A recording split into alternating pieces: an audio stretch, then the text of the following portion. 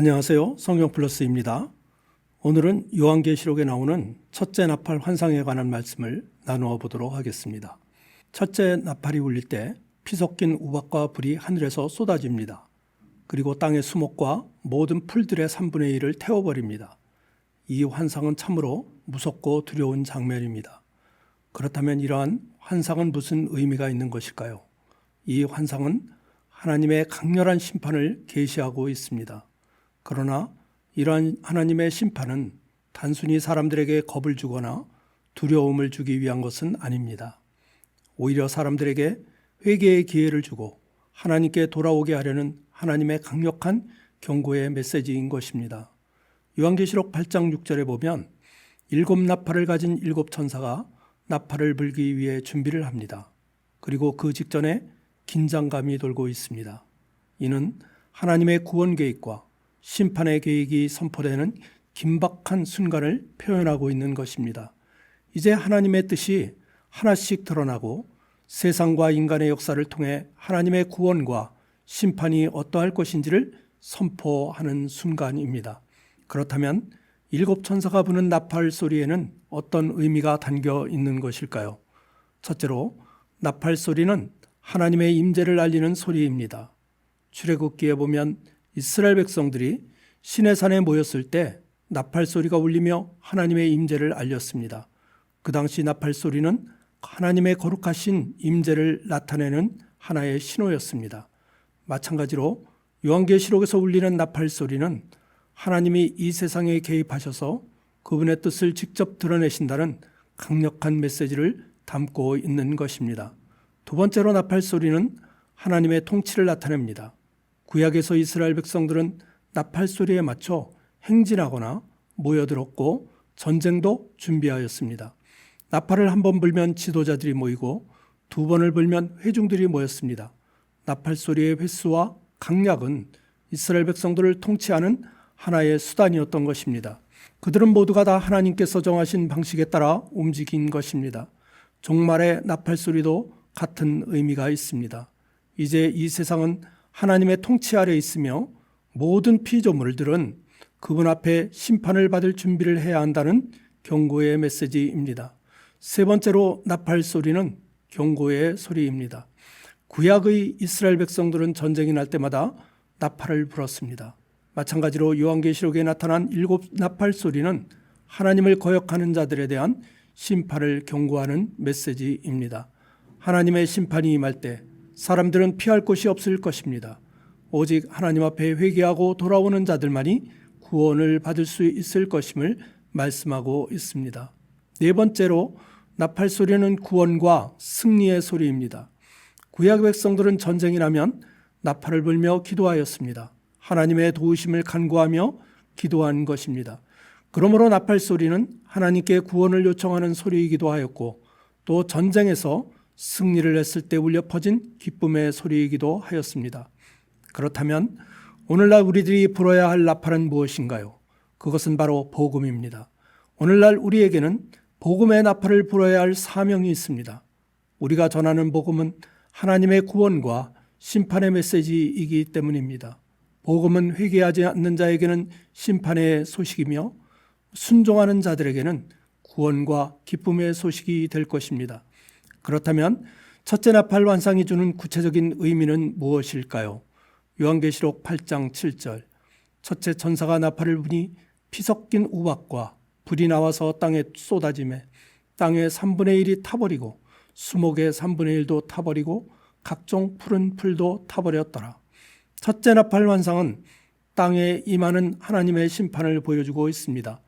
땅의 수목과 각종 푸른 풀들에 대한 심판입니다. 그뿐만 아니라 하나님은 모든 피조 세계를 심판하실 것임을 계시하고 있습니다. 그렇다면 여기에서 피 섞인 우박과 불이 상징하는 것은 무엇일까요? 피 섞인 우박과 불은 하나님의 강력한 심판을 상징합니다.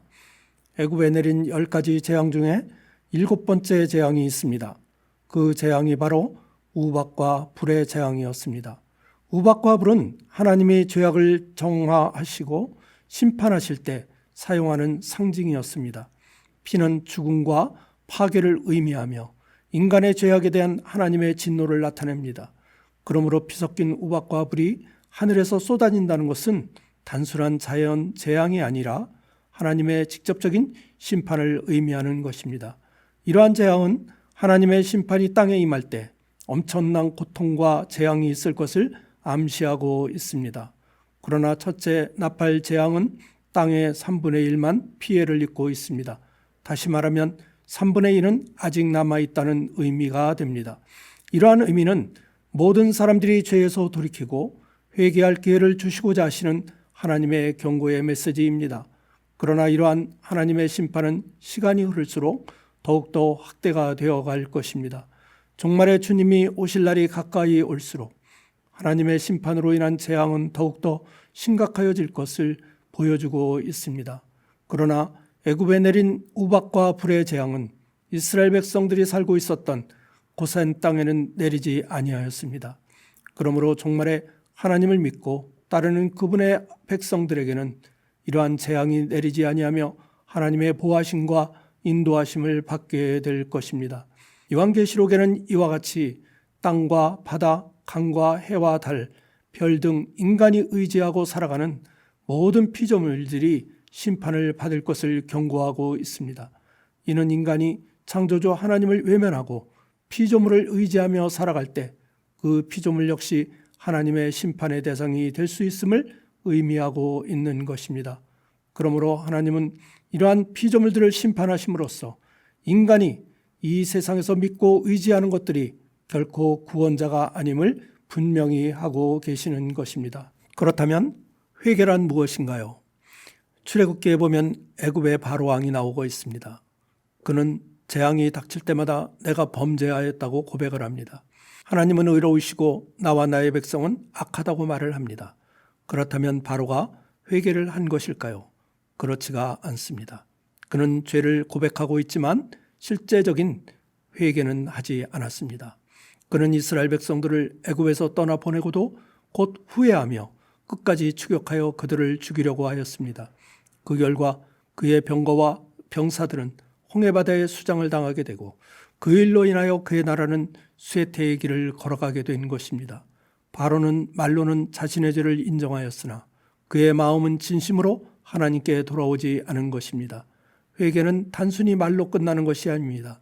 진정한 회개는 삶의 방향을 바꾸고 하나님의 뜻에 순종하는 데까지 나아가야 합니다. 오늘날 많은 사람들이 자신들의 잘못을 말로는 인정하지만 행동으로는 돌이키지 못하고 있습니다. 바로와 같이 재앙의 순간에만 고백을 하고 재앙이 사라지면 다시 원래대로 돌아가는 것입니다. 그러나 회개하지 않는 자들의 결말은 결국 멸망뿐임을 성경은 분명히 경고하고 있는 것입니다. 요한계시록에서 나오는 심판은 결코 우리를 두렵게 하려는 데 목적이 있는 것이 아닙니다. 우리의 삶을 돌이키고 회개와 믿음을 통해 구원으로 나아가라는 하나님의 초대입니다. 이 세상은 언젠가 끝이 나게 되어 있습니다. 모든 피조물들이 다 심판받는 그날이 있을 것을 경고하고 있습니다. 그렇다면 그날에 영원히 남아있는 것은 무엇일까요? 그것은 바로 예수 그리스도와 그분의 말씀뿐입니다. 히브리서 13장 8절 예수 그리스도는 어제나 오늘이나 영원토록 동일하시니라. 마태복음 24장 35절 천지는 없어질지언정 내 말은 없어지지 아니하리라. 그러므로 우리는 이 종말의 때를 살아가며 오직 하나님만을 의지하고 살아가야 합니다. 그분의 말씀만을 붙들고 살아가야 합니다. 종말의 첫 번째 나팔 소리가 울릴 때 우리들의 영혼이 깨어나고 우리의 잠자는 영혼, 죽어가는 영혼들을 살리는 일을 하여야 합니다. 그러므로 우리 모두 경각심을 갖고 복음의 나팔을 불며 살아가시기 바랍니다. 복음은 많은 사람들을 구원하는 하나님의 능력이 되기 때문입니다. 그러므로 우리 모두 요한계시록의 말씀을 읽으며 오직 하나님을 의지하고 그분의 말씀을 전파하며 살아가는 모든 성도님들이 되시기를 간절히 기도합니다. 아멘.